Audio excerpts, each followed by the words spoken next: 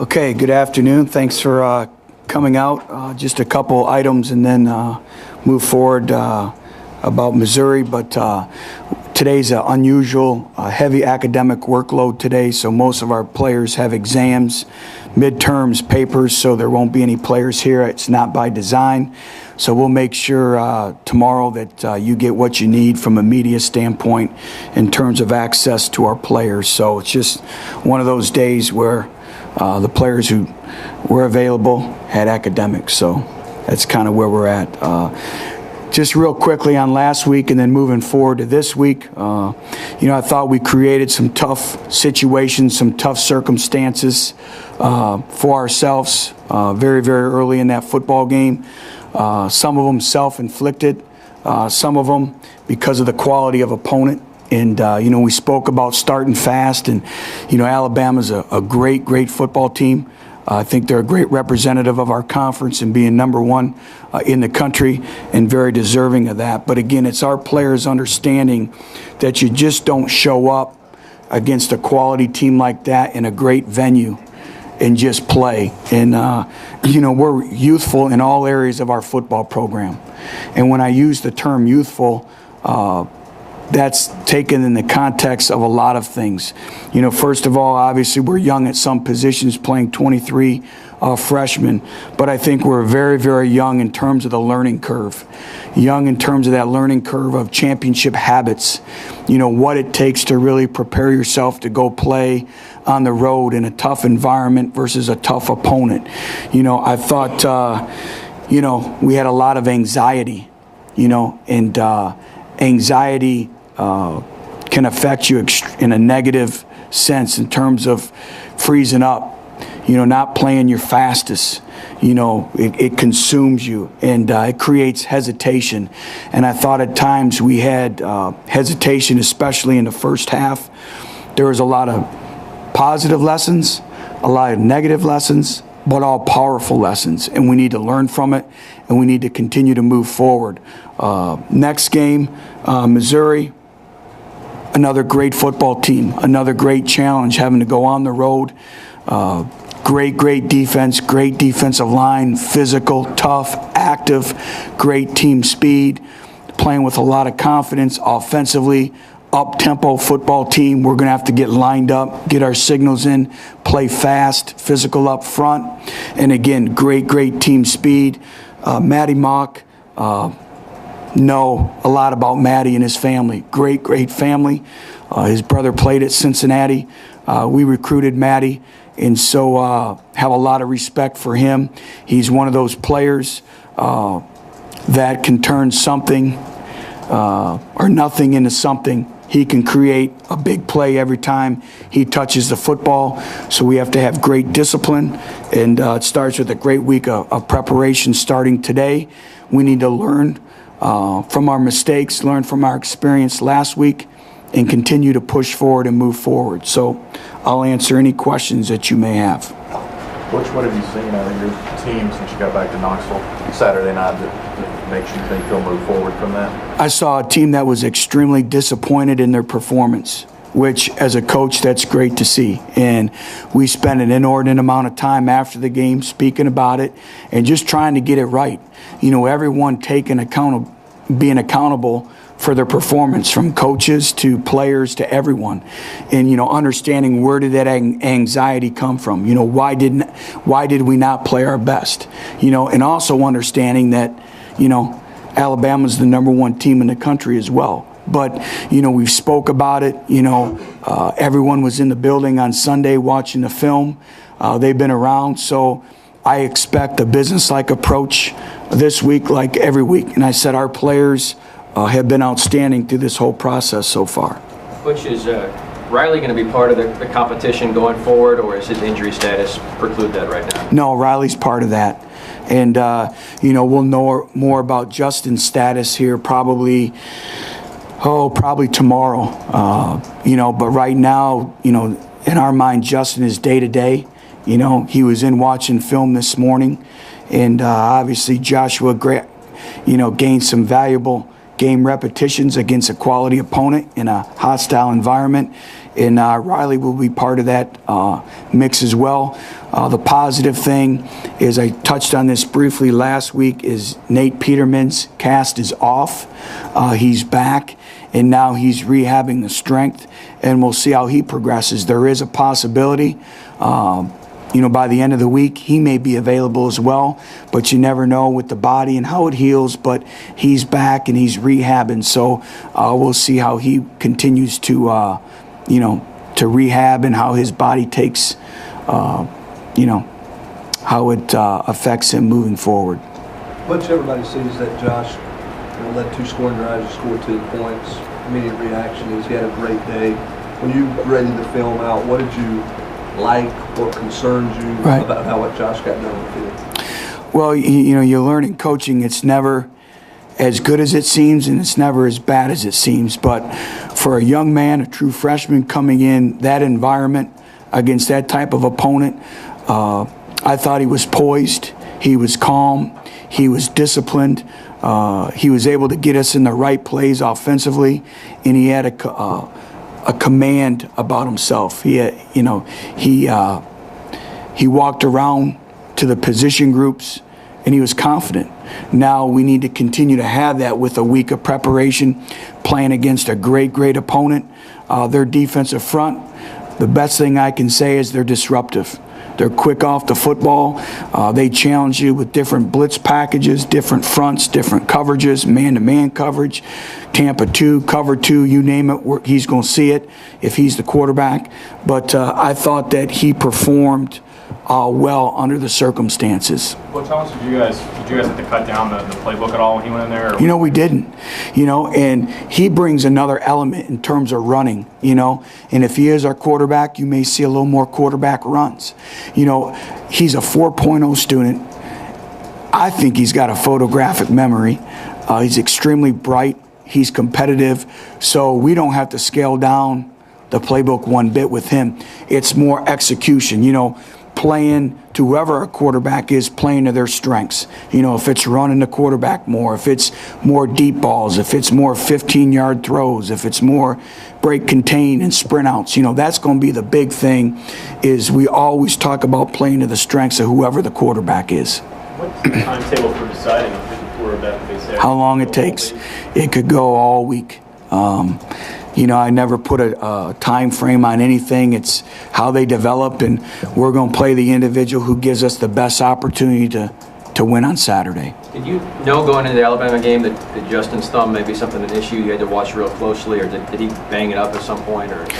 Well, he had a great week of preparation, and he banged it up again. And so I believe it was when he made the tackle. And so we knew obviously that there was some issues there, but he performed well in practice, and that's football. And could he have gone back in at the time? Yes. But we wanted to make sure that we tried to see what it was and not do anything to further injure himself. And so there was a lot of things, a lot of thought process that went behind that. But like I said, right now he's day-to-day, and we'll know more about where he's at later on down the road. Why did he practice wearing gloves all week and then not during the game? Just a comfort level. The ball was slipping out of his hand at times. He wanted to try it, and each day was a different experiment. 1 glove, 2 gloves. But starting on Thursday, he didn't practice with any gloves. What's that related to? Maybe a little bit of the grip, being able to squeeze the football, but it was more just the ball's been slipping out of his hands. And, some individuals perspire more than others, with being able to grip the football. Did that happen again against Alabama while Worley was in there? I'm sorry? Did the ball slip against Alabama at all? I take that back. There was one time where the ball did slip out of his hands, yes. Coach, you have the injuries in the back end of the secondary. You talk about those. How do you adjust this week before? Well, right now, we fully anticipate having Byron Moore back and Brian Randolph back. We anticipate that. But, as a coach, you're always prepared So it's going to be another individual's opportunity. We'll get Jalen Reeves-Maben. We'll go back to getting some repetitions at the safety position, which, that's what he's always played. And he's a very cerebral young man. He's very intelligent, so that won't be an issue. But, you're seeing a constant theme pop up now as we get in the grind of the SEC schedule. It's our overall depth. And the only way that you improve that is through the recruitment process. So we have to develop our players, and we have to get them ready to play on Saturday. We have to make sure they're game ready. But as of our meeting this morning, we fully anticipate both those individuals back. Going back to Riley Ferguson, does he have a fracture in his leg, and is he in a boot at all? He's in a boot, just precautionary, but half our team are in boots right now. So, that's kind of the norm with our football team. Let's get back to that. You were talking about the anxiety as you termed it in Alabama. Compare that to, say, Oregon and Florida, your other 2 road games. Is it any different? Did you sense anything different? Each game takes on a storyline of itself, but, maybe a little bit different. I've spoken to our football team about it, and there's times you become institutionalized. What are your reference points? Are they negative reference points? Are they positive reference points? And what are you going back to in your mind? And it's getting over that hump. It's a process. That's when we talk about learning what it takes to play winning football. There's a lot that goes into it in the mentality, the mental approach, the mental makeup. A lot of that goes into that. And winning a game like South Carolina was big because it was win number 4, but it also helps bring some positive reference points. The South Alabama game, I said it after, in here the next week, is that game helped us because we won a game in the final seconds. So again, that's another positive reference point in terms of moving this program forward. Now you're going to a place where you, I guess, don't really have any reference points, so maybe that's a good thing. Well, their body of work, though, speaks for themselves. Coach Pinkel's done a great job there. Followed his work since his days at Toledo. He's really built that program, and you talk about a model of consistency. Missouri's been a model of consistency, and they're playing for a lot, and they have great players and great team speed, so it's going to be, another challenge. But if you look at our schedule, that's the way it's been week in and week out for us. No different. Can you talk about Missouri's size at wide receiver and the problems that can create? It causes you matchup problems. They can play the ball exceptionally well in the air. I know Maddie's going to do a great job of getting them the ball, and we have to, go up and we have to play the ball at its highest point. And it's going to test our fundamentals, our eye discipline, and our athleticism. And we have to really do a lot of film study, and we have to trust our eyes. We have to trust what we see. We have to trust, in our technique. And we have to do a much better job of playing with great instincts. Trust the offhand coming off the football. Trust your break and drive. All those things that go into playing winning football out on the perimeter of your defense. South Carolina probably didn't do you any favors Saturday night. Do we make too much of the fact that they're coming off a loss and you got to go in there now and face a team like that, or is there? Do you see it the same way? I do. I think we put too much into it. Each week is a new season in and of itself, and I think. I don't spend much time on it. I think it helps as a reference point because, we played South Carolina, but every game is different. Every game is like a new chapter in a book. It has different storylines, the way the game goes, the flavor of the game. So I really don't put much validity in it. What you did last week has no bearing on the outcome of this week. Like what you said, that you knew Matty Mock and his family well, and his brother played at Cincinnati. How closely did he come to playing at Cincinnati, and what stood out to you about him when you were recruiting? Right.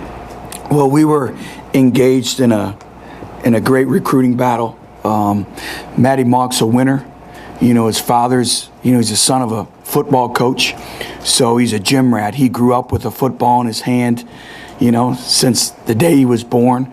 I said he's a winner, and he's a playmaker, and so he's a very, very talented quarterback. Butch, A.J. McCarron was offended by the use of the red team. Were you surprised at that, and is that something you might rethink before going forward?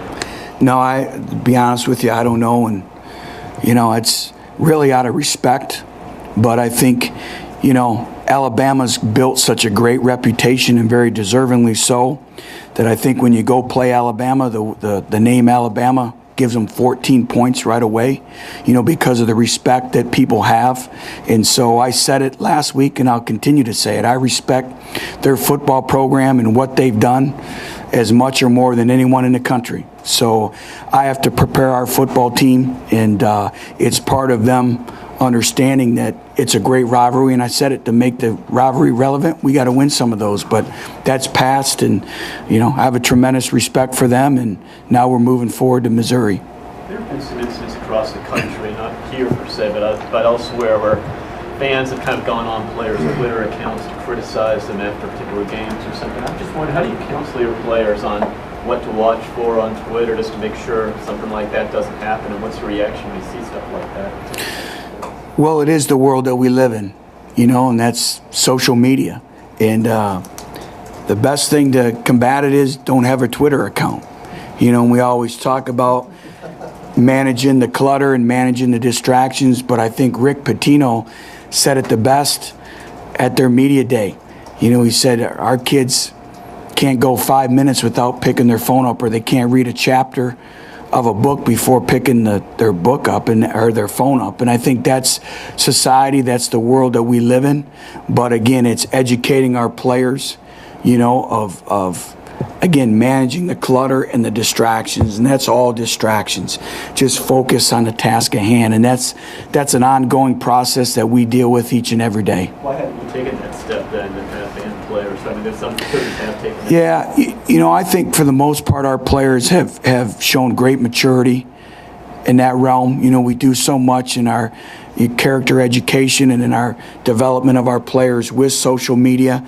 So I haven't really seen anything to ban them from that. It can be a negative, but it can also be a positive. So we spend, like I said, an inordinate amount of time. We see every tweet our players make, so we counsel them on that. I think Jimmy and his staff does a tremendous job of educating our players as well. That's part of our Vol for Life program. So I think our players have shown some maturity when it comes to that. We've seen some pretty good defensive lines this year, some pretty good athletes on the defensive line. How does Mizzou stack up to some of those? Stack up exceptionally well. Michael Sam, leads in sacks and TFLs, very, very explosive. And I think what you're seeing is a common theme in this conference is the teams that are being extremely successful have great depth. And it's a line of scrimmage league. And you look at the depth of the teams that are extremely successful, they go 8, 9 deep at the defensive line position. And Missouri's one of those football teams. Their players know they have 4 reps, and they better play their best 4 reps, and then the next set of guys are coming in. And that's what we're working towards getting here at Tennessee. And but they have tremendous depth. Their defensive linemen understand angles. They understand how to use their hands. They're explosive in their stance and starts and their get-offs, and they're relentless. And it's going to be a great challenge for us offensively. Which, how do you feel like your offensive line graded out how they played on Saturday? I thought they did some good things, but we take great pride in our first down efficiency.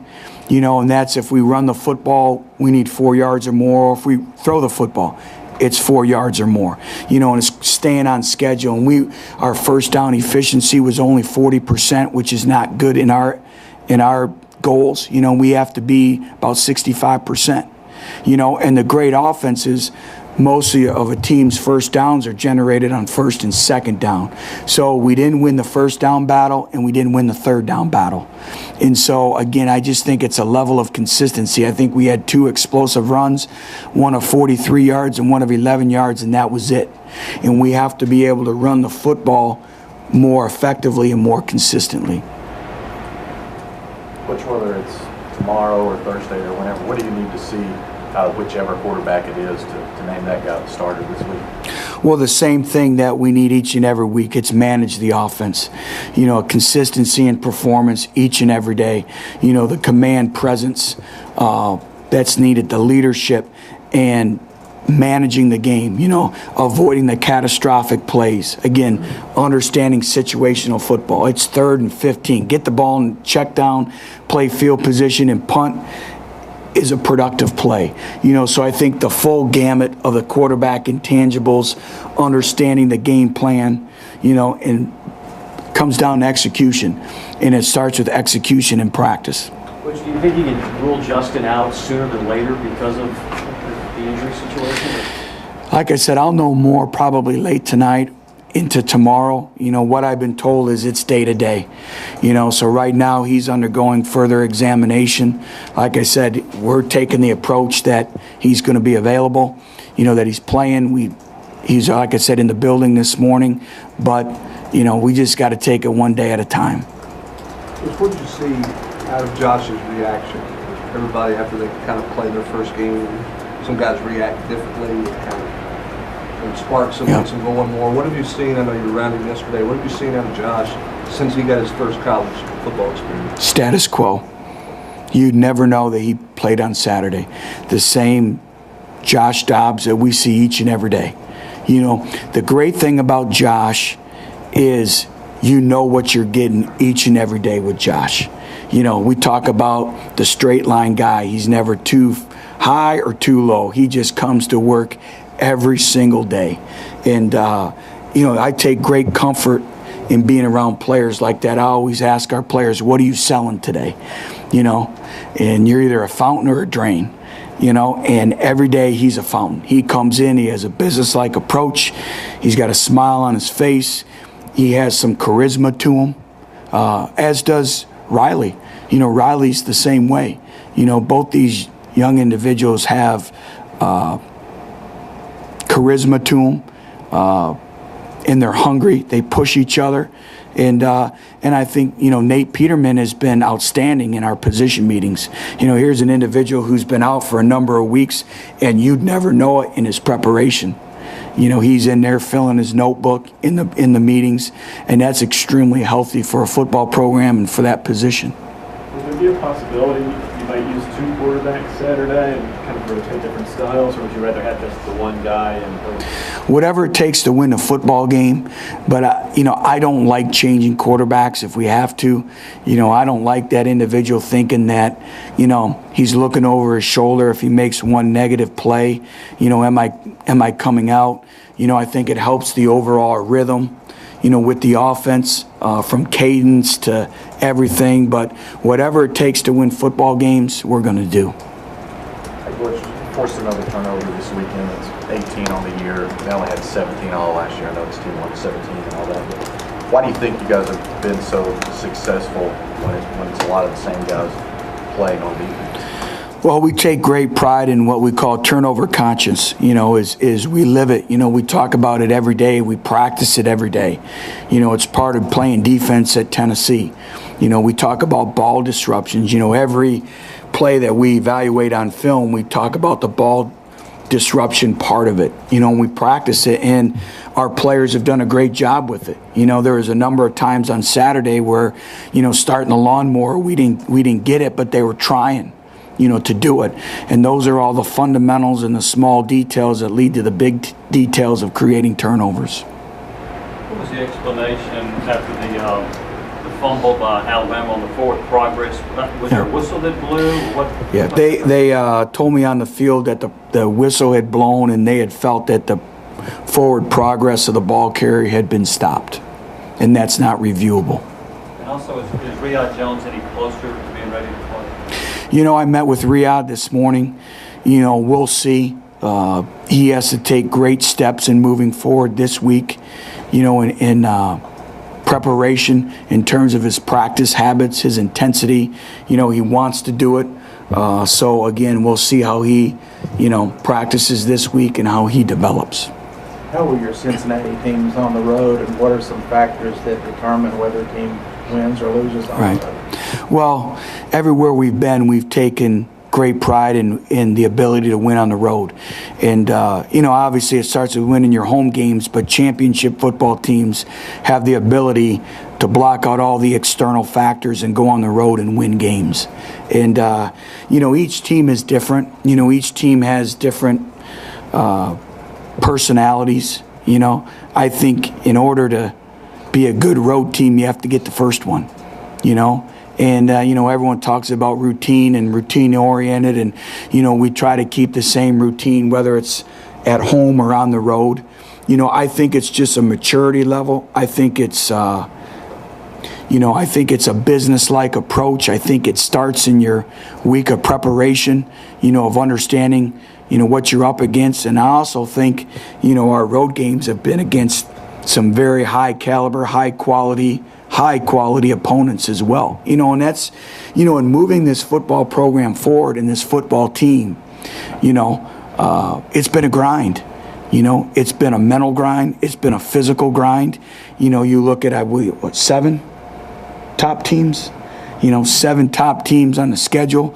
It's, and it's having to play your best game week in and week out. And, I think this experience is going to prove to be extremely beneficial as we continue to grow and develop our football program. And like I said, there's a lot of powerful learning experiences, some negative. And, I expect to win every football game. That's, and I expect our football team too, and we prepare to win every football game. And that's the mentality that we're going to have, and that's the way we approach each and every week. Which I think Missouri's third in the nation in forcing interceptions. I guess when you talk about the quarterback competition this week, I guess how keen are you going to be in just taking care of the ball? Well, we always talk about taking care of the football, but obviously the quarterback, that ball holds all of our dreams, goals, and aspirations. But there's more than just the quarterback. It's the offensive line providing the stability of protection. It's the running backs taking care of the football. It's them in pass protection. It's the receivers running the appropriate depths or routes. It's their technique. It's being able to win in transition versus man-to-man coverage. It's reading the windows in the zone coverage. So there's so much. It's the tight ends running the appropriate route. So there's so much that goes into taking care of the football. And at the end of the day, it's on the quarterback, but it's all the other pieces around him as well. What does their back end do well to be able to force those interceptions? Obviously, the defensive line. Very, very athletic and very, very physical.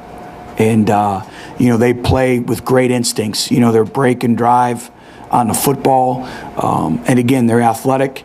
And Missouri has tremendous team speed. Coach, remember in the quarterback, just how much better are your receivers prepared to kind of help them along? And Marquez, in particular, seems like in the last month, right, he's on a real upward trend. Well, we need our receiving core to take the next step and continue in that growth and development that they're going through. And Marquez obviously has gained a lot of confidence. And again, he continues to progress and get better and better. Having Josh back will be big for us this week. And we have to be able to make the routine plays first. Let's just throw and catch. We had 4 drops on Saturday, and we can't do that and play with a high level of consistency. And I said it, is a drop in our offense is the equivalent of a turnover. It stifles momentum. It stifles being able to play with any type of tempo. It disrupts the procedure offensively.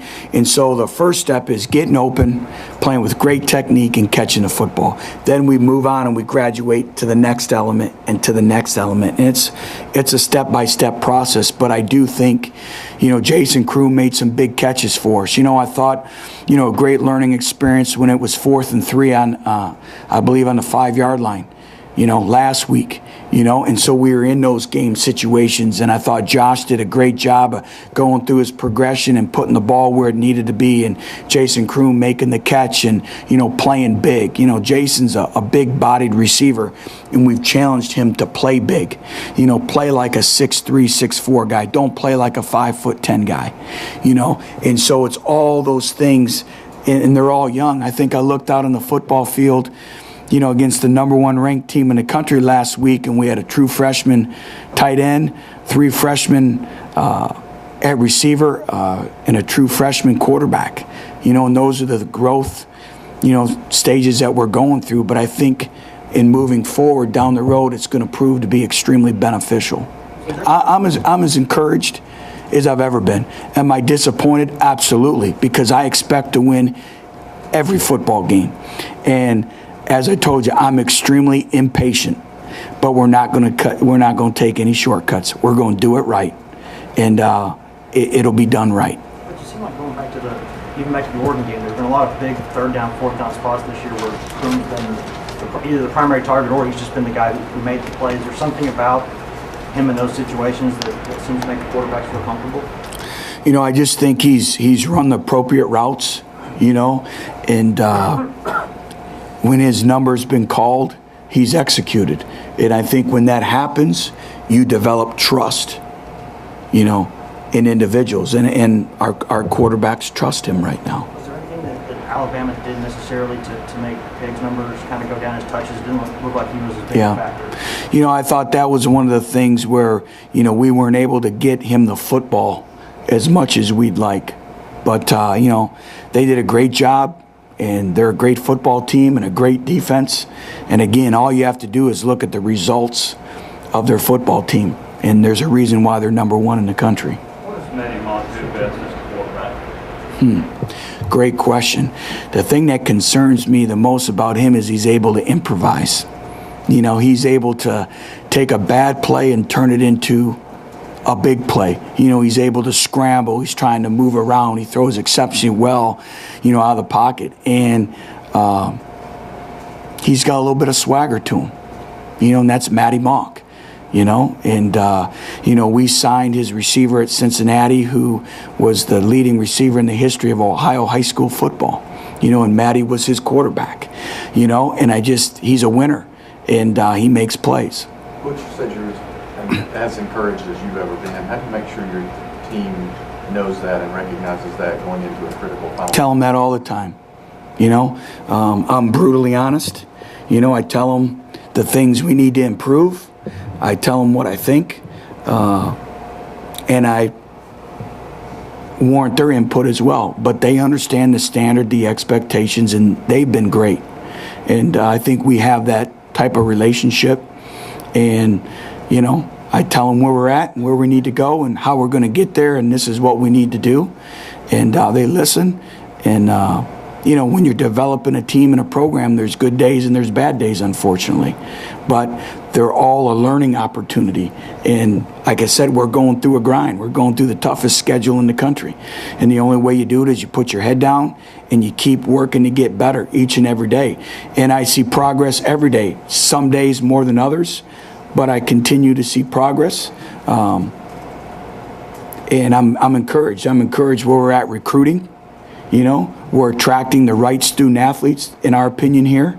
I think our players are continuing to develop. The individuals that we're redshirting, they're working exceptionally hard. They're going over and above what we ask of them. And so I think there's a lot of positive things going around that sometimes you don't see that on Saturdays, but I feel it in the Anderson Training Center.